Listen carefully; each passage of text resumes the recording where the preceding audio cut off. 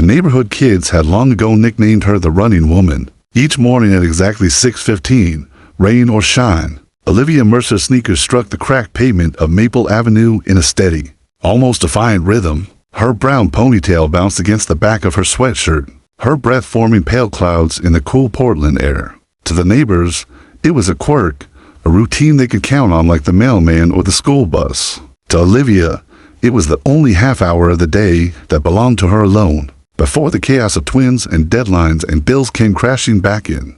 But this morning was different. Her pace was off, uneven. She ran with one hand clutching her phone as if it were oxygen, her eyes darting down to the screen again and again. She reread the message she typed at 5:38 a.m., her thumbs flying as she thought she was sending it to Jane, her sister. Jane, the twins have fever again. Can't make it to work today. Need to reschedule Mr. Patterson's meeting. Please let everyone know. A responsible text, efficient, straight to the point dial-only. The reply had come 3 minutes later from a number she didn't recognize. Wrong number. But twins with fever sound serious. Do you need help? Her stomach had knotted. She'd fired back an apology, cheeks burning even though no one could see her embarrassment. Sorry, wrong person. As she had shoved the phone deep into her bag, hoping to outrun the awkwardness. As if her pounding feet could erase a digital mistake, the jog home felt heavier than usual. Olivia's mind was already bracing for the day ahead to sick 5-year-olds, an accounting client she couldn't afford to lose, and the gnawing loneliness of handling it all alone. She rounded the corner toward her modest bungalow, a rental with peeling white trim and a stubborn rose bush that refused to bloom. That was when she froze. A black limousine sat idling at the curb, the glossy paint reflecting the weak morning light. Its tinted windows looked like mirrors, impenetrable. No one in her neighborhood drove anything fancier than a dented SUV or a rusty pickup. The sight of it, sleek and silent, didn't belong here. She slowed to a walk, then stopped entirely, chest heaving. The kids on their bikes had stopped too, gawking. Mrs. Gonzalez across the street paused and watering her roses, hose dangling as she stared. A tall man stepped out of the car. His suit was sharp, perfectly tailored, and his polished shoes barely made a sound on the pavement. He glanced at his watch with the precision of someone who measured time and deals and profits. When his eyes landed on her, he crossed the sidewalk with calm certainty. Miss Mercer. His voice was polite, but firm, the tone of a man used to being obeyed. Olivia's hand shot to her ponytail, suddenly aware of her sweat and disheveled state. Yes, my name is Harrison, he said, extending a business card. I've been sent to assist you today with your children. Her heart stumbled. The card was crisp, embossed with a name she had only ever seen in glossy business magazines. Daniel West. West Global Investments. There's been some mistake, she said, backing up a step. I don't know any Daniel West. Harrison's expression didn't change, his professionalism unshaken. Mr. West received your text message this morning regarding your twins. He's asked me to bring you and your children to his residence, he said. Harrison's eyes flicked to the card as if reading invisible ink, and I quote, "We need to talk about the twins." Olivia's mouth went dry. The air seemed to tilt sideways. That's absurd. I texted a wrong number. That's all. Mr. West was quite insistent. Harrison's tone softened slightly, as if he recognized the storm in her eyes. He rarely takes personal interest in matters, but he specifically mentioned your children Ethan and Ellie. Her breath caught. She hadn't typed their names in that message. Harrison went on, his words deliberate. He also mentioned Ethan is allergic to penicillin, and Ellie still sleeps with the stuffed elephant missing one eye. Olivia's stomach dropped, icy fear running through her veins. Those details were true, too true. She staggered back a step, her voice a whisper. How do you know about my children? Harrison held her gaze, steady and almost gentle now. Mr. West anticipated your concern. He asked me to tell you only this. Sometimes coincidences are too large to ignore. Behind him, the limousine engine purred like a patient predator. The children on their bikes whispered to one another. Mrs. Gonzalez's hose was flooding her roses. Forgotten. And Olivia Mercer stood rooted to the cracked pavement, clutching her phone, realizing a single wrong text had just opened a door into a world she never wanted to enter, one where a billionaire she had never met somehow knew the secrets of her home asterisk. The envelope was heavier than Olivia expected. The cream paper was thick, the kind used for boardroom letters or wedding invitations, not the kind that showed up in the mailbox of her modest bungalow. She stared at it, her fingers trembling as she broke the wax seal. Harrison, standing a careful distance away, folded his hands behind his back like a soldier awaiting orders. Her eyes darted across the words written in dark, slanted ink. Olivia, I understand your caution. The world can be dangerous for a single mother. 16 years ago, I donated to a fertility clinic in Portland. This morning's misdirected text wasn't coincidence. The birth dates match. We should talk. If you prefer, I'll come to you. Daniel West. Her vision blurred. For a moment, she thought she might collapse onto the walkway. The words glowed in her mind, branding her with the truth she had spent years locking away. Fertility clinic, donor number. Sleepless nights staring at her newborn twins and wondering about the stranger, whose DNA had made them possible. She had built her life without ever needing to know who he was. She had been proud of that choice, independent, private, but now, his name sat like a thunderclap on a piece of cream stationery. Olivia looked up sharply, her breath ragged. This is insane. Do you people realize how crazy this sounds? Harrison inclined his head, his voice calm, almost rehearsed. Mr. West asked me to tell you that he understands you have every reason to be suspicious. He anticipated this reaction. Olivia's legs moved of their own accord, carrying her up the steps of her porch and into the house. She slammed the door shut and leaned against it, her chest heaving as if she had sprinted the last mile instead of walking. The smell of menthol ointment and children's shampoo filled the small living room, grounding her. Mommy, Ethan's voice called, followed by Ellie's softer echo. She found them on the couch, flushed and glassy-eyed. Mrs. Chen reading aloud from a dog-eared storybook. The twins looked up, their faces breaking into tired but genuine smiles. There's a big car outside, Ellie said, her stuffed elephant brave tucked under her arm, with a driver. Ethan added, his cheeks pink with fever, but his eyes gleaming with curiosity. Olivia crouched in front of them, brushing damp hair from their foreheads. How are you feeling, my loves? Hot, Ethan muttered. Yucky, Ellie whispered. Mrs. Chen handed her the thermometer. Still the same, 101.3 for both. It hasn't gone down. Olivia pressed her lips into a thin line, her thoughts racing. Behind her, her phone buzzed again. She snatched it up, her heart hammering. A new message from the unknown number glowed on the screen. Your children need medical attention. I have Portland's best pediatrician waiting. No strings attached. Just help for the twins, please. The word seemed to pulse, demanding an answer. She looked at her children, their flushed faces, the pile of unpaid medical bills on the counter, the sagging roof she couldn't afford to fix. She thought of the client meeting she had already missed, the fragile balance of her firm's survival. Her whole world felt like a tightrope stretched thin over a canyon. One wrong step and everything would collapse. She whispered to Mrs. Chen, her voice breaking, "Help me get them dressed." 20 minutes later, Olivia sat in the back of the limousine, rigid, her twins tucked against her sides. The leather seats were butter-soft, the air faintly scented with cedar and something sterile. Ethan's head rested on her shoulder, his small body radiating heat. Ellie clutched Brave with white-knuckled hands, her wide eyes fixed on the passing city streets. Harrison drove, his eyes steady on the road, his posture impeccable. The silence inside the car pressed down on Olivia like a weight. She couldn't bring herself to ask questions, not yet. As they turned onto the highway, the city gave way to winding roads climbing into Portland's West Hills. Mansions appeared one after another, each hidden behind towering gates and manicured hedges. Olivia's children gaped.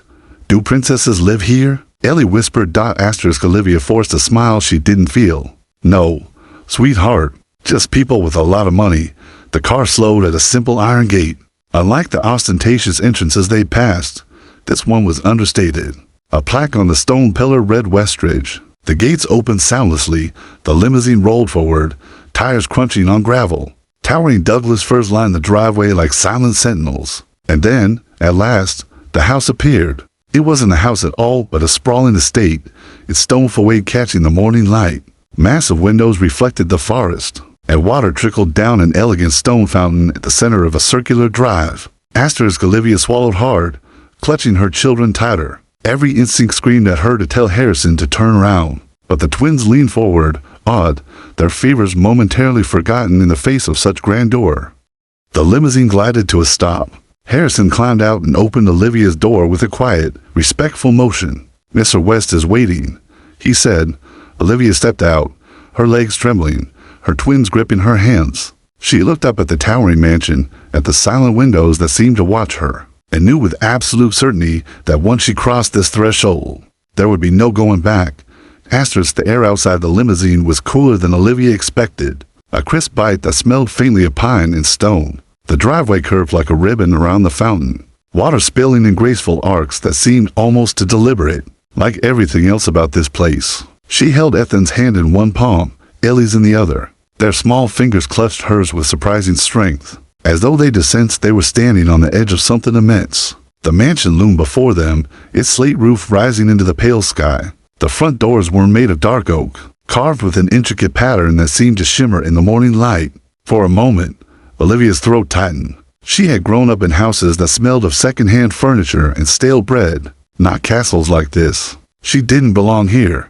Harrison's voice broke the silence. This way, Ms. Mercer. He gestured toward the doors, his face unreadable. Olivia glanced down at her twins. Stay close, she whispered. They nodded solemnly, Ellie clutching her one-eyed elephant against her chest. Ethan rubbing his thumb nervously against his lip.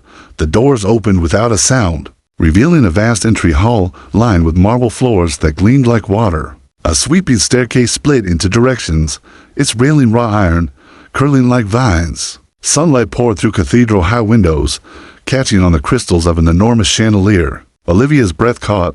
"Mommy," Ethan whispered, "is this a palace?" Olivia's lips curved into a faint, trembling smile. "Something like that." Harrison motioned toward a sitting area to the right, where plush armchairs surrounded a glass table. "Please, make yourselves comfortable. Mr. West will be down shortly." Olivia eased the twins into a chair. They sank into the cushions like the tiny bird swallowed by a nest. She perched on the edge of her own seat, her body rigid, ready to spring at the first sign of danger. Every muscle screamed to protect them, to shield them from whatever storm was about to break. Moments ticked by, each one stretching taut. Olivia could hear the faint hum of the air system, the muted whisper of distant footsteps. Then, slowly, a shadow moved at the top of the staircase. He appeared. Daniel West descended with the same precision as the empire he'd built. Tall, broad-shouldered, his suit dark but understated, his movements deliberate. His salt-tan pepper hair was swept back neatly. But what struck Olivia most wasn't his wealth or his posture. It was his eyes sharp, searching, carrying the weight of someone who'd spent his life seeing everything and trusting nothing. He reached the base of the staircase, and the silence deepened. Even the twins seemed to sense the gravity of the moment. Ellie buried her face in brave, while Ethan stared with wide-eyed curiosity. "Ms. Mercer." His voice was smooth, steady, not raised yet commanding enough to still the air. "Thank you for coming." Olivia shot to her feet, her protective instincts bristling. "I didn't come for you. I came because my children need a doctor." Daniel inclined his head, as though she had passed some unspoken test. "And they will have one. Dr. Patel is waiting in the East Wing. He is the best pediatrician in Oregon." He glanced at Harrison, who gave a subtle nod before disappearing down a corridor. Olivia's chest tightened. "Why?" she demanded, her voice sharper now. "Why are you doing this? You don't know us." His gaze lingered on Ethan, then Ellie, before returning to her. "That is where you're wrong." The words hit her like a slap. Before she could respond, a new figure entered, an older man in a white coat, carrying a leather bag. Dr. Patel. He knelt before the twins with a gentle smile, introducing himself as he checked their temperatures, their throats, their lungs. Ethan giggled weakly when the stethoscope tickled his skin. Ellie, cautious, kept Brave clutched tight. While the doctor worked, Olivia's eyes never left Daniel. He stood back, hands clasped loosely, but there was something in his expression, a mixture of longing and restraint, as though every instinct told him to move closer, but years of walls kept him anchored in place. At last, Dr. Patel straightened. "Mild viral infection. Nothing alarming. With rest and fluids, they'll recover quickly." Olivia exhaled, relief flooding her. She bent to kiss the twins' damp foreheads. "You hear that? You'll be back to normal in no time." Daniel stepped forward, his voice low. "Children are resilient, but they should never be left vulnerable. Not when they matter this much." Olivia's head snapped up. "You don't get to say that. You don't know what it takes to raise them." For the first time, his composure wavered. His jaw tightened. His eyes darkened. "And yet," he murmured, "their birthdays, their allergies, even that toy in your daughter's hands. None of it is coincidence. You know it as well as I do. Her pulse hammered. She wanted to deny it, to tell him he was delusional, but the truth pressed against her like an iron weight. She had chosen anonymity when she'd gone to that clinic, sworn she'd never care about the man behind the donor number. But now he stood before her, flesh and blood, speaking her children's truths like secrets only he could have unlocked. I don't care who you are, she whispered fiercely. They're mine. Daniel's eyes softened then, a crack in the steel. I'm not here to take them from you. I'm here because, for the first time in my life, I realized I may have something worth more than everything I've built, and I won't ignore that. The room seemed to shrink, every heartbeat echoing louder. Olivia's throat burned, torn between fury and fear, between disbelief and the undeniable pull of his words. She looked at her children, fever-flushed but smiling faintly at Dr. Patel, then back at the man whose empire stretched across continents. And for the first time, she wondered if her wrong text had not been a mistake at all. But the opening move in a game she never agreed to play, one where the stakes were her children, her heart, and perhaps even her future. The fire crackled low in the grand hearth, casting soft golden light across the library's towering shelves. Olivia had been led there after the pediatrician finished. Her twins now curled beneath a thick quilt on a chaise lounge in an adjoining room. She could hear their faint breathing, steady, blessedly calm. Relief pulsed through her, but it was laced with unease because in this vast room, surrounded by leather-bound volumes and oil paintings of men who looked as though they owned entire nations, she was trapped across from Daniel West. He sat in an armchair, posture perfect, fingers steepled beneath his chin. His suit jacket was discarded on the armrest, his tie loosened just enough to make him look human instead of untouchable. His eyes, however, remained sharp, the kind that could strip someone to their marrow. You've built walls around yourself, Ms. Mercer, he began quietly. I recognize them. They're the same ones I built long ago. Olivia crossed her arms, spine rigid. Don't pretend you know me. You don't. A faint smile ghosted across his lips. Perhaps not yet, but I know what it means to carry everything alone. To hold a family together with your own hands, even when those hands are shaking. The word slipped into her chest like an unwelcome knife. She wanted to snap back, to tell him he had no right to compare his billionaire empire to her kitchen table struggles, with bills and fevers. But there was something in his tone, low, unvarnished, that felt less like performance and more like confession. I didn't invite you here for sympathy, she said, her voice tight. So if this is about easing your conscience, it isn't. He leaned forward, his gaze locking onto hers with an intensity that made her throat tighten. Do you think I built West Global because I love money? No, I built it because I love control. As a boy, I had none. My father left when I was 8. My mother, God rest her, died when I was 16. I slept on floors, in borrowed beds, in rooms that stank of mold. When I finally clawed my way into something resembling stability, I swore I would never be powerless again. His voice grew sharper, edged with steel. And yet this morning, one text shattered everything I thought I knew. A simple line about twins with a fever. My life has been about numbers, projections, acquisitions. But suddenly there were names, Ethan, Ellie, and I felt something I haven't felt in decades. Fear. Not for me, for them. Olivia's stomach twisted. She had prepared herself for arrogance, for manipulation, for the cold detachment of a man who saw everything in terms of profit and loss. She hadn't prepared herself for this rawness, this sudden crack in the armor. They're not your children, she said firmly, even as her voice wavered. You may have donated years ago, but you didn't carry them. You didn't raise them. You didn't stay up nights when they couldn't breathe from croup or when the rent notice came, and I didn't know what to sell to cover it. Daniel didn't flinch. He simply reached to the side table, pulling out a thin folder. He slid it across the polished wood toward her. Olivia hesitated, then snatched it up. Her eyes fell on the header of a lab report, then the black and white certainty of numbers and markers and codes that matched. Her hands trembled as she read the conclusion. Probability of biological parentage 99.99%. She shoved it back across the table, as though it burned her. You had no right. His gaze softened. No right to wonder if I had children in this world. No right to know if, after all my mistakes, I left something more than empty buildings behind. He shook his head slowly. Maybe not, but tell me, Olivia, when you first held them in your arms, did you not wonder who he was? The man behind the donor number. The air between them crackled with a tension she couldn't escape. She had wondered. in the darkest hours of night, with tiny fists curling against her chest. She had wondered about the anonymous shadow whose genes shaped their faces. But she had buried those questions deep, convinced she didn't need the answers. Now those answers sat across from her, flesh and blood, looking at her with eyes that carried too much truth. Olivia rose abruptly, pacing toward the fireplace. You think a report, some money, some story about your childhood gives you the right to step into our lives. You don't know what I've sacrificed to keep them safe. You don't know what it feels like to have every decision rest on your shoulders. He stood then, moving closer. His presence filled the room, his voice low but unyielding. You're right.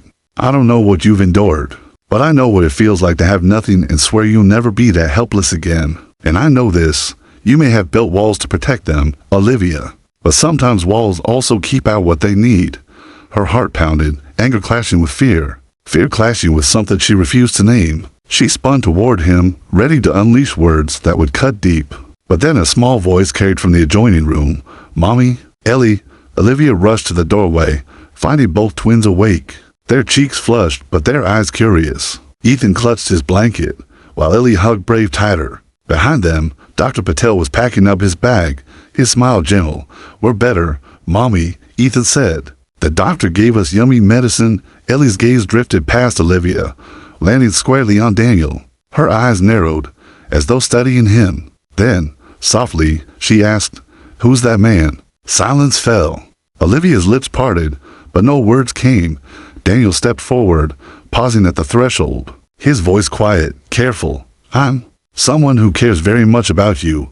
The twins blinked at him, their young minds trying to make sense of the stranger in the shadows. Olivia's chest constricted. She wanted to shut the door, to lock it, to keep the past buried where it belonged. But the look on Daniel's face, raw, unguarded, told her that no door in the world could keep this man out now. Asterisk, the storm broke inside Olivia long before the skies outside darkened. She had never felt so trapped in her life. The mansion's high ceilings and endless windows pressed down on her like walls. Her children had drifted into restless naps after Dr. Patel's visit, their flushed cheeks softened by fevered dreams. She sat by them, one hand stroking Ethan's damp hair, the other gripping Ellie's little fingers as if sheer touch could anchor them. But her eyes never strayed far from the doorway because Daniel West was always there, somewhere, hovering like a shadow she could not banish. She hated how easily the twins had taken to him. Ethan, usually shy, had laughed when Daniel knelt down to show him how to braid the elephant into a silly hat. Ellie, suspicious at first, had watched him with the same piercing gaze Olivia sometimes saw in the mirror, a gaze that measured, questioned, and filed away details. It unsettled Olivia, how natural it seemed, as though some hidden thread was tugging them toward him. She wanted to scream. This was her life, her fight. Her children died as dust painted the horizon in strokes of violet and gray. Olivia made her decision. She gathered their coats, whispering to Mrs. Chen to help her pack up. We're leaving, she said, her voice clipped. But when she stepped into the marble hall, Daniel was waiting. You're running, he said quietly. Olivia's jaw clenched. I'm protecting my children. That's what mothers do. His expression hardened, but his voice stayed calm. And what do fathers do? The word sliced her like a blade. You are not their father. His eyes darkened. Biology says otherwise. And whether you like it or not, Olivia, that truth is not going away. She moved toward the door, but to uniformed staff member security, she realized with a sick jolt appeared, blocking the exit, not threatening, but immovable. Olivia froze, her chest rising in shallow bursts. You see, she hissed, spinning on him. This is why I can't trust you. You cage people. You manipulate. You think everything belongs to you. Daniel stepped closer, his shadow stretching across the marble. No, he said, his voice low and fierce now. I think some things are worth fighting for. And for the first time in my life, it's not a company or a contract. It's them. He pointed past her, toward the twins sleeping in the other room. Olivia's vision blurred with tears. They are not pawns in your redemption story. You don't get to swoop in and claim them because you suddenly want something real. His breath caught, a flicker of pain breaking through his steel exterior. You think that's what this is? A whim? Do you have any idea how many nights I sat in silence, wondering if I condemned myself to die with nothing but hollow buildings to my name? His voice cracked, barely perceptible, before he steadied it. And then your text dropped into my life like a strike of lightning. You gave me a glimpse of something I never believed I deserved. The words tangled in her chest. She wanted to hate him, to shove him back into the marble shadows where he belonged. But she couldn't ignore what she just heard, the tremor in his voice, the raw edge of desperation. Still, fear roared louder. If you try to take them from me, I will fight you with everything I have, she whispered. He took another step, but this time his movements were gentler, deliberate. You mistake me, Olivia. I don't want to take them from you. I want to stand with you. But if you shut me out completely, then yes, I will fight for them. Because for once in my life, I have something worth losing. Lightning split the sky outside, thunder rolling like the echo of his words. Olivia staggered back, torn between fury and terror, between the urge to believe him and the instinct to protect. She felt the edges of her world fraying, and in that charged silence, Ethan's weak voice carried from the other room, "Mommy?" Olivia rushed to him, brushing his fevered hair from his forehead. He blinked blearily, then smiled faintly as Daniel appeared in the doorway. "Mr. West," Ethan whispered. "Stay here, please." Olivia's breath broke. She turned to Daniel, finding him frozen, his jaw trembling. His composure cracking for the first time since she'd met him. The billionaire, who commanded boardrooms with a glance, now stood utterly undone. By the request of a 5-year-old boy, Olivia closed her eyes, torn apart by a truth she could no longer ignore. The walls she built to protect her children might not keep this man out. And maybe, just maybe, they weren't supposed to. The storm outside had deepened into a relentless symphony of thunder and rain. Water streaked the enormous windows of the Westridge estate, turning the city lights below into smeared halos. Inside, the mansion seemed to hold its breath. The twins slept uneasily in the adjoining room, their fever-damp hair clinging to their temples. Olivia sat beside them, her hand resting protectively on Ellie's chest. Counting each fragile rise and fall, she should have felt relief. The doctor's words replayed, just a viral infection. Nothing alarming, but unease gnawed at her anyway. It wasn't just her children's illness that kept her heart racing. It was him, Daniel West, the man who seemed carved from iron, but cracked open like clay whenever her children looked at him. She heard footsteps before she saw him. He didn't stride into the room like a man accustomed to being obeyed. He paused at the threshold, his silhouette backlit by the dim light of the hall. "May I?" His voice was low, stripped of its earlier command. Olivia didn't answer. She didn't trust her voice. He stepped in anyway, moving with the silence of a predator who had nothing left to hunt. He lowered himself into the chair opposite her, his eyes shadowed but unflinching. "You're wondering why I can't let this go," he said at last. Her throat tightened. "I'm wondering why you won't. Most men would have ignored a wrong text. You sent a limousine."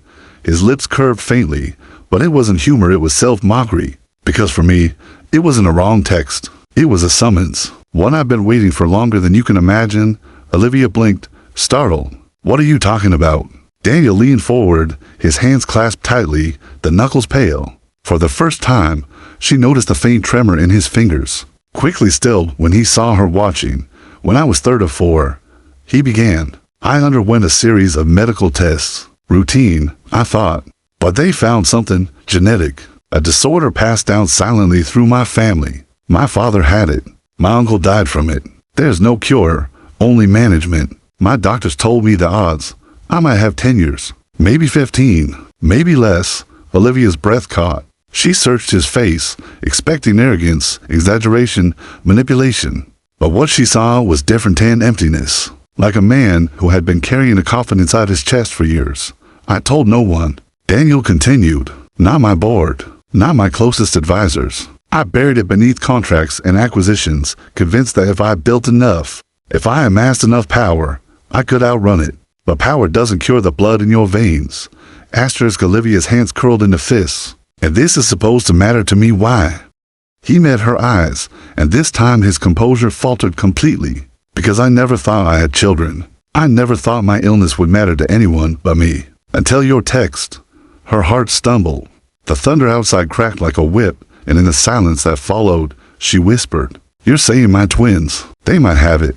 He nodded once, sharply. "There's a chance, a small one, but real. That's why I can't walk away. They deserve to be tested, to be protected, to have what I never did, a fighting chance." Olivia pressed a hand to her mouth, her mind spinning. Every instinct screamed to run, to shield Ethan and Ellie from this man, from his world of shadows and power. But beneath that fear was another quieter, crueler. What if he was telling the truth? What if she denied her children the help they needed because of her pride? Tears burned her eyes. You don't get to do this. You don't get to show up and turn my life upside down. You don't get to suddenly care after years of nothing. Daniel's voice cracked, raw. You think I didn't care? I tracked every potential file from that clinic, quietly, illegally, if you want the truth. I told myself it was for curiosity, closure. But it wasn't. It was hope. I just never thought I'd see it realized. He looked down at his shaking hands. And now that I have, I can't let it go. Not when it might be the only good thing I leave behind.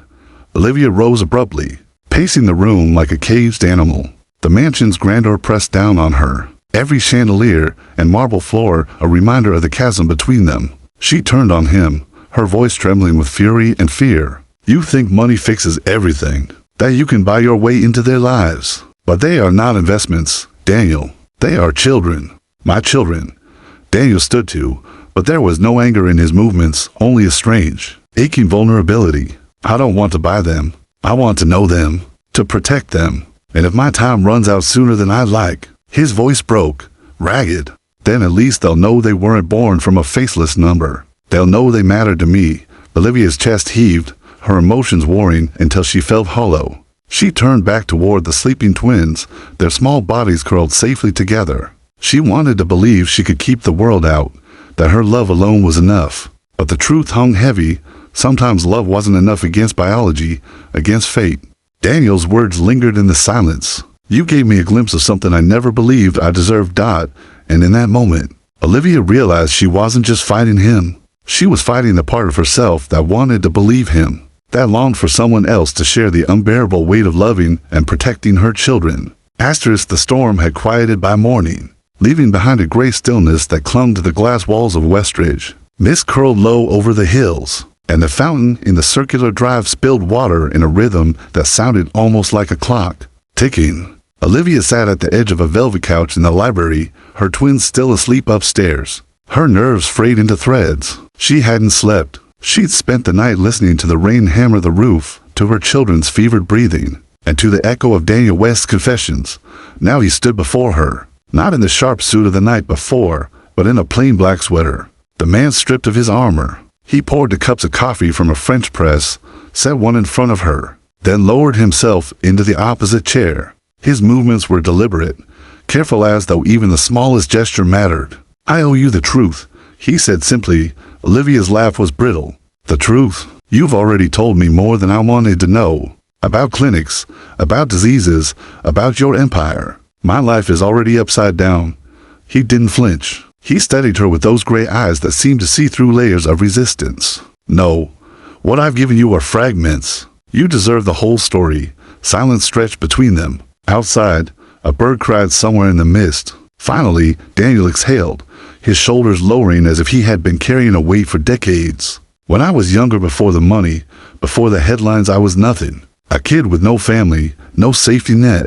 When I first made something of myself, I donated to that clinic. I told myself it was anonymous charity, a way to help women who wanted children. But that wasn't the truth. The truth is, I kept track.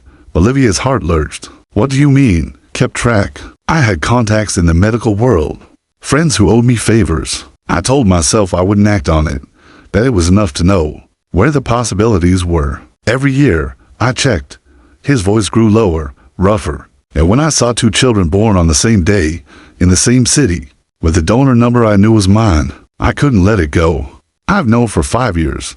Olivia shot to her feet, fury flooding her veins. You watched us? You knew about my children and said nothing? You've been spying? Daniel rose too, but there was no menace in his movements, only exhaustion. Not spying. Protecting from a distance. I made sure you had stability quietly. The firm you work for? Do you know who its silent backer is? The words punched the air from her lungs. Her accounting firm, the one she had poured sweat and sleepless nights into. The one teetering on collapse more than once. No, she whispered, me. His jaw tightened. Every time your clients wavered, every time the roof nearly caved in, every time a bill threatened to drown you, I intervened. You didn't know. You weren't meant to. But I couldn't stand by and watch the only pieces of me that mattered collapse. Under the weight of the world, Olivia staggered back, her hands trembling. Rage battled gratitude, gratitude battled betrayal. You played God. You made me believe I was surviving on my own when all along you were pulling the strings. Daniel's eyes shone with something uncharacteristic shame. I thought I was helping, but I see now, I was stealing your victories. The truth is, Olivia, I didn't come to you just because of biology or even because of the illness. I came because I can't die without knowing them, without knowing if I've left anything good behind. The room seemed to shrink, the air to thin. Olivia pressed a hand to her chest, trying to steady her heartbeat. She looked toward the stairs, where her children lay in borrowed beds upstairs, innocent of the storm raging below them. You think I'll just forgive you? She whispered. You think I'll let you walk into their lives because you're scared of dying? His voice cracked now, raw and unguarded. No, I think you'll let me stay because they deserve to know the truth. Because Ethan and Ellie deserve to see that they were never accidents. They were miracles. And if I have 1 year left or 10, I want to spend it proving to them that they matter more than all the towers I've ever built. Olivia's tears fell then, hot and unstoppable. She turned away, fighting the ache inside her chest. Everything in her screamed to slam the door, to keep her children safe from the entanglements of power, wealth, and secrets. But another voice whispered, softer, more dangerous. What if he was right? What if her children deserved to know not just the mother who had fought for them, but the father who had never stopped searching? The creak of the stairs interrupted her turmoil. Tiny footsteps padded into the room. Ethan appeared first, Brave the elephant tucked under his arm, Ellie close behind him. They blinked sleepily at the scene, sensing the tension. Mommy? Ellie asked. Why are you crying? Olivia dropped to her knees, gathering them close, burying her face in their fever-warmed hair. Over their shoulders, she saw Daniel standing there, his walls shattered, his soul laid bare, a man with everything and nothing. Waiting for her judgment. In that moment, Olivia knew the choice was no longer hers alone. Fate had brought this man to her door through a wrong text. But what happened next, whether she let him stay, whether she trusted him, would shape not just her future, but her children's. The silence broke with Ethan's small voice, directed not at her, but at Daniel. Are you really our dad? Daniel's breath hitched, his face crumpling as if those words had pierced the last of his armor. He stepped closer, his voice breaking on a single word.